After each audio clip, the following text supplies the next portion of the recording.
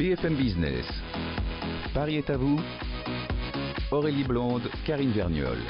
Et en cette période bientôt de vacances, on parle tourisme, participatif. Vous avez sans doute entendu parler du phénomène du couchsurfing ou encore des gritters. Ils ont un objectif en commun, mettre en relation des touristes avec des habitants. Certains en ont fait des vrais business, des phénomènes qui sont déjà bien développés aux États-Unis et qui commencent à prendre une réelle ampleur en France. On en parle avec Olivier Grémillon, bonjour. Bonjour.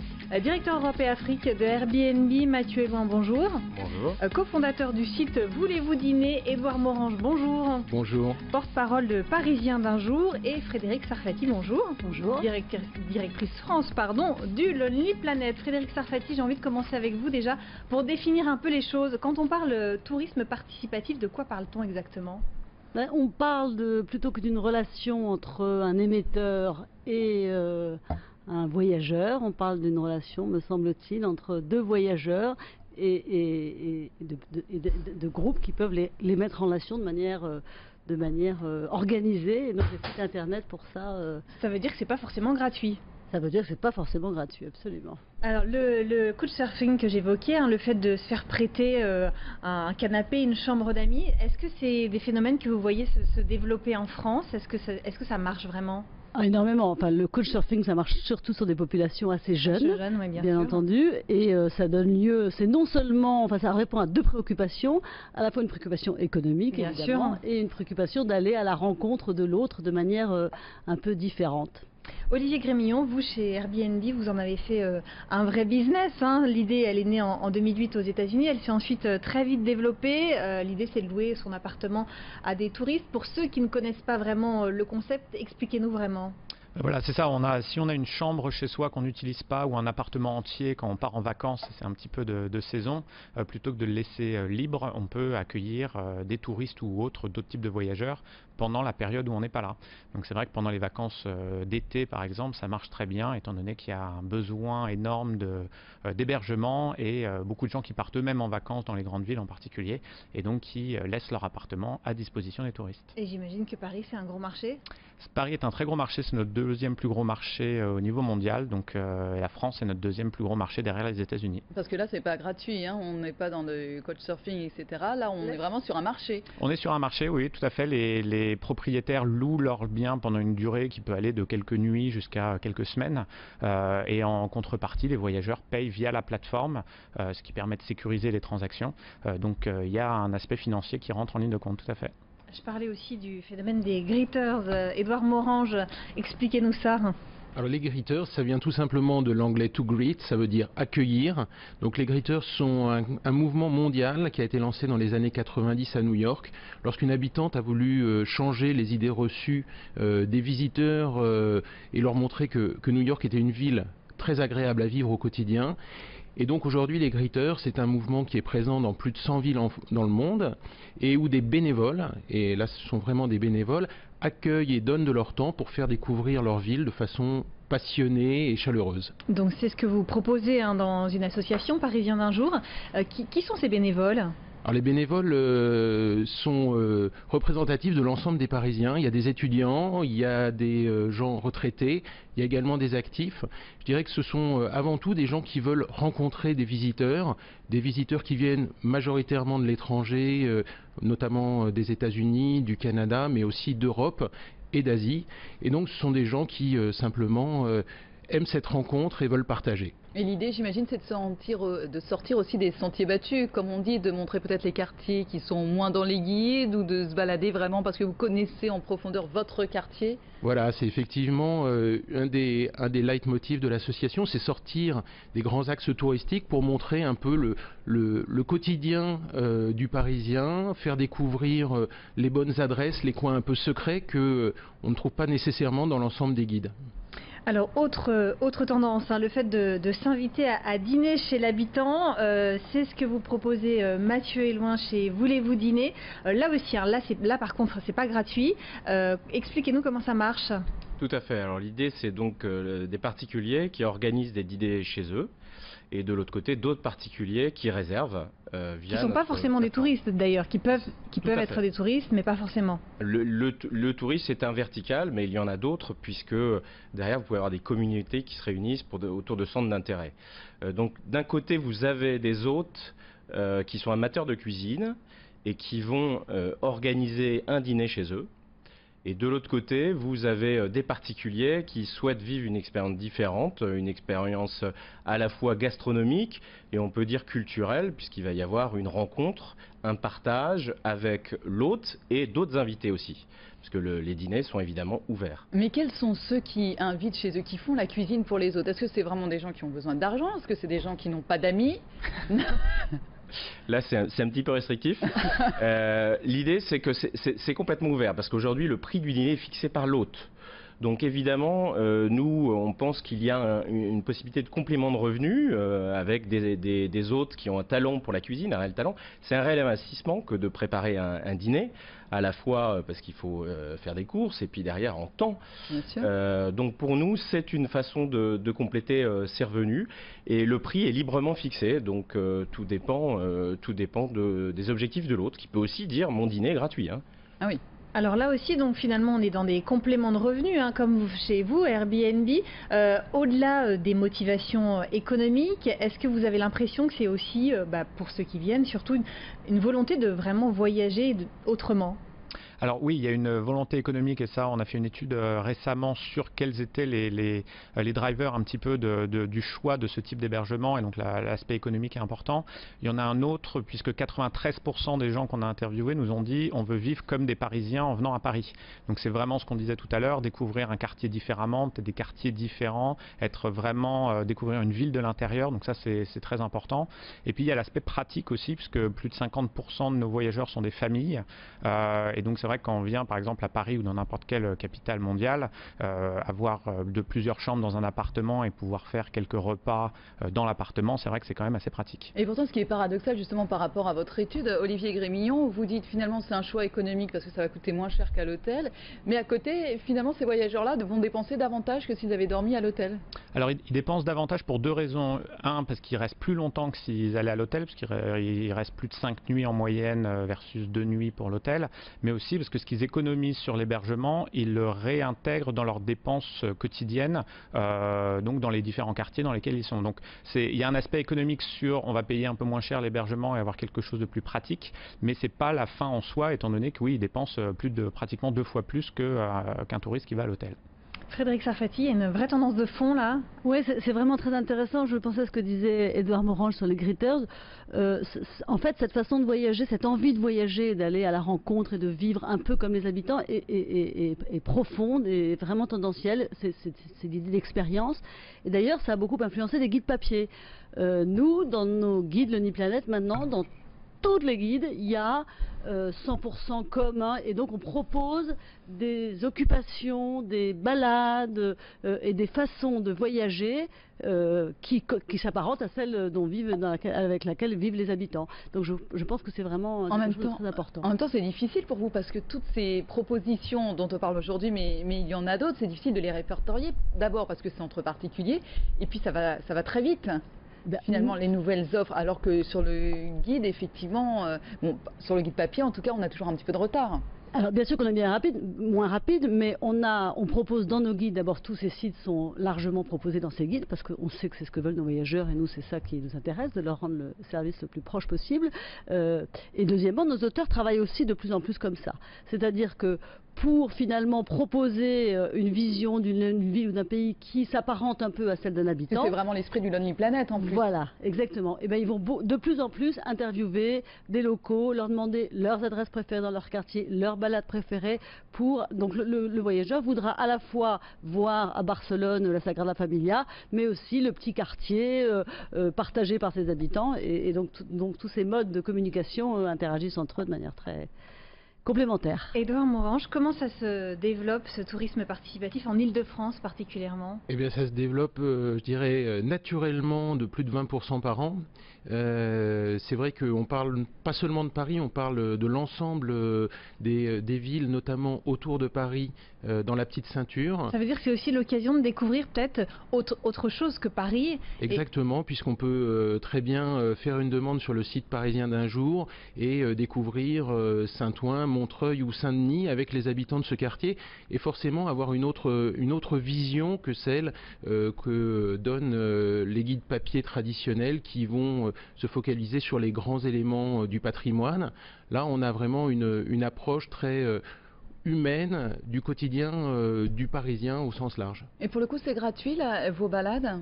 Les balades sont entièrement gratuites et donc c'est ouvert facilement à tous, quelle que soit l'origine. D'accord, en petits groupes, j'imagine, pour que ce soit confortable pour tous? Voilà, la charte des griteurs, c'est de ne pas prendre de groupes de plus de 6 personnes, c'est-à-dire que on peut venir tout seul, mais on peut venir jusqu'à 6. Au-delà, on perdrait un peu cette dimension rencontre et donc on se limite à ce nombre-là. Alors la concurrence, elle est de plus en plus vive. Airbnb, au début, vous étiez précurseur sur ce créneau. Aujourd'hui, il faut affronter les autres. Alors il y a énormément de concurrence, en effet. Quelqu'un m'a dit il n'y a pas très longtemps qu'à Paris, il doit y avoir à peu près 400 sites qui font ou essayent de faire à peu près la même chose que nous. C'est vrai que nous on a une taille qui permet de donner énormément de possibilités à n'importe qui. Si quelqu'un vient à Paris par exemple, on a plus de 15 000 offres, donc c'est vrai qu'on peut y trouver un petit peu ce qu'on veut. Ce qu'il faut savoir, c'est que ça marche auprès de populations très différentes. Vous avez un étudiant qui veut vraiment payer pas très cher et du coup qui voudra prendre une chambre à 30 € la nuit, jusqu'à l'homme d'affaires qui vient passer 3-4 jours et qui paiera plus de 1 000 € pour un appartement grand luxe. Donc vraiment ça touche un petit peu tout le monde. Donc nous ce qu'on essaie de faire, c'est de proposer une offre qui soit destinée un petit peu à tous ces publics différents. Et ils sont de plus en plus nombreux les propriétaires qui ont envie de mettre leurs biens comme ça en location pour une période? Oui, alors ce qui est intéressant de regarder, c'est que nous, Paris, justement, sur l'étude qu'on a faite sur Paris, 83% des gens font ça dans leur résidence principale. Alors je pense que c'était le gros frein au début, c'est-à-dire comment je peux laisser la maison dans laquelle je vis tous les jours. Avec toutes les questions de sécurité aussi. Avec toutes les questions de sécurité. Donc on a énormément travaillé sur tout ce qui est confiance et sécurité, puisqu'on a plus de 40 fonctionnalités de sécurité, dont une qui plaît beaucoup, c'est le fait que si quelque chose se passe dans votre appartement, on rembourse à hauteur de 700 000 €.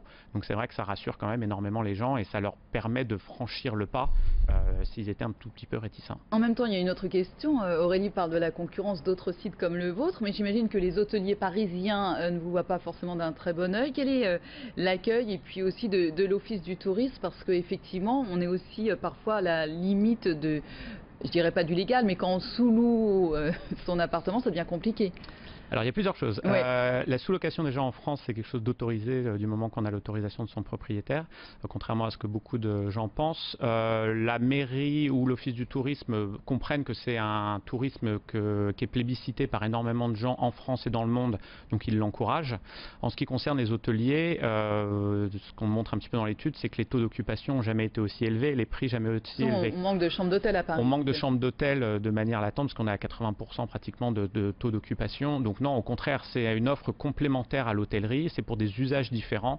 Encore une fois, il y a beaucoup de familles qui ne seraient pas venues si elles n'avaient pas ce type d'hébergement. Donc on voit vraiment ça comme une offre complémentaire et qui ne fait pas concurrence à l'hôtellerie. Mathieu Elouin, comment il est né ce projet de ce site Voulez-vous dîner? Est-ce que c'est inspiré de toutes les émissions de télévision qu'on voit? Est-ce que c'est quelque chose que vous avez vu développer ailleurs avant?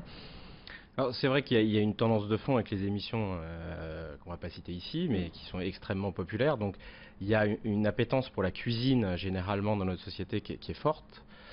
Ensuite, nous, l'équipe de fondateurs, on a pas mal voyagé.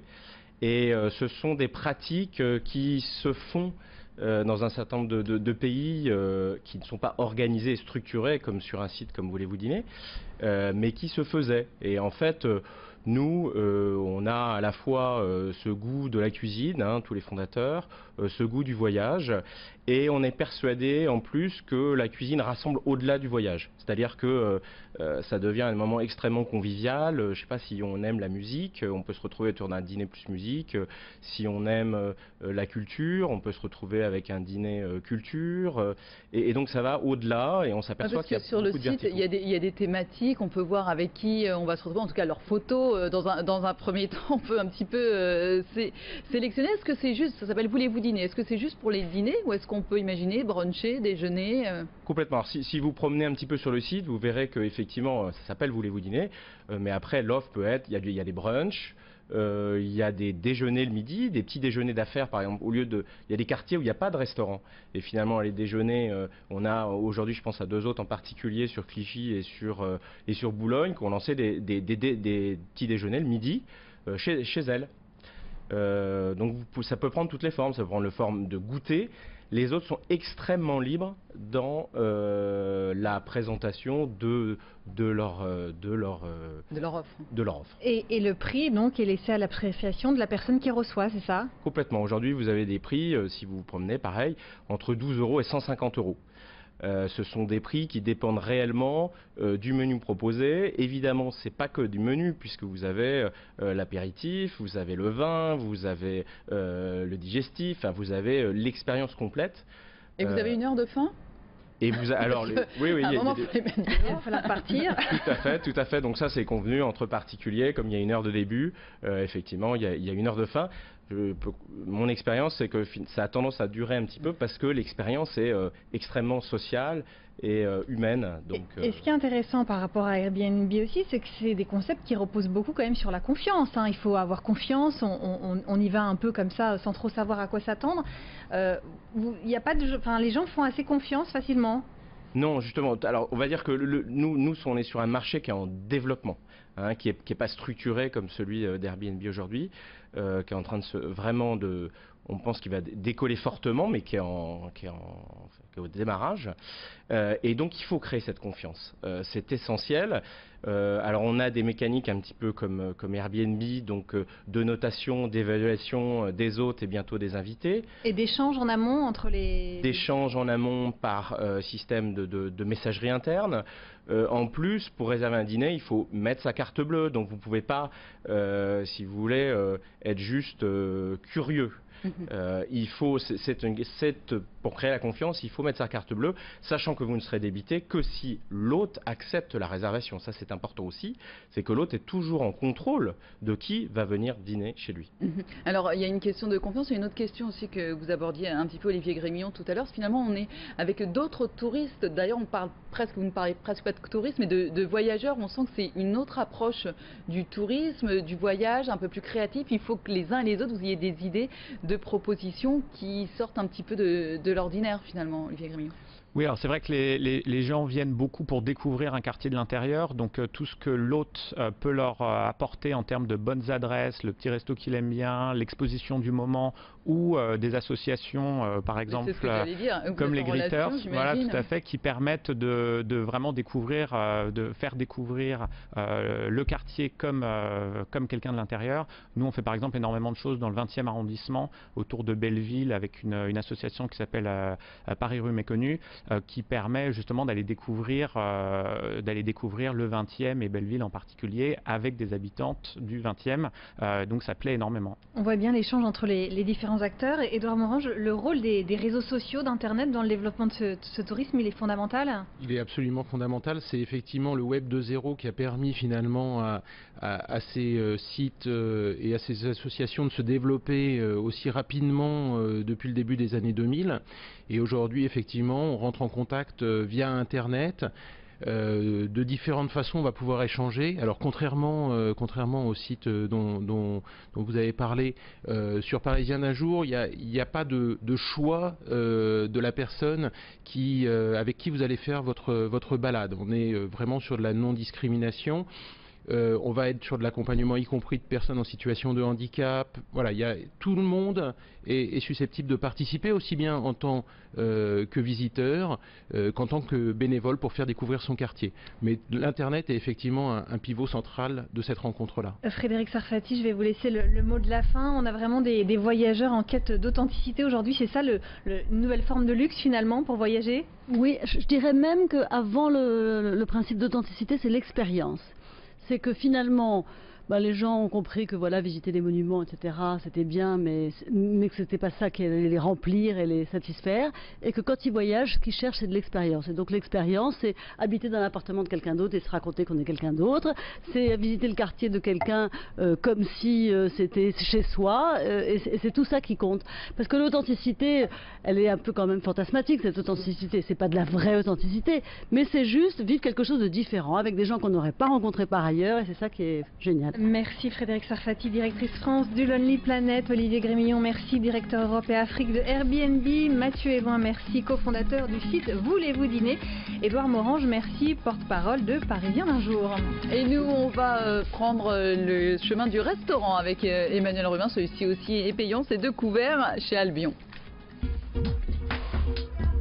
BFM Business, 2 couverts. Emmanuel Rubin.